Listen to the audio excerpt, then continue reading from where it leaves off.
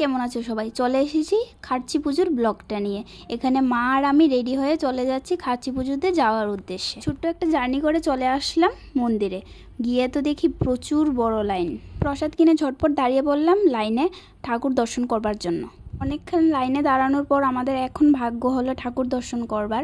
তোমরা যারা যারা এখনও যাওনি বা যেতে পারোনি, তোমরা একটু ঠাকুর দর্শন করে নাও। 3 তারিখ থেকে 9 তারিখ পর্যন্ত কিন্তু খার্চি পুজো হয়। 7 দিন ধরে এই পুজোটা হয়। এই পুজোর উপলক্ষে কিন্তু বিশাল বড় এক মেলা বসে। এটা ত্রিপুরার সবচেয়ে বড় মেলার মধ্যে কিন্তু একটা।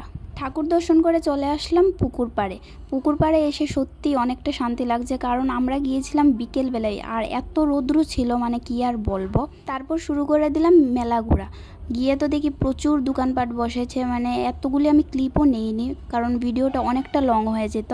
কিছু কিছু খাওয়ার ক্লিপই নিয়েছি, কারণ আমি তো ভাই মেলাতে খাওয়া দাওয়া করতেই যাই, কিছু কিনি বা না কিনি। এখানে কিন্তু নাগরদোলা থেকে স্টার্ট করে সবই আছে।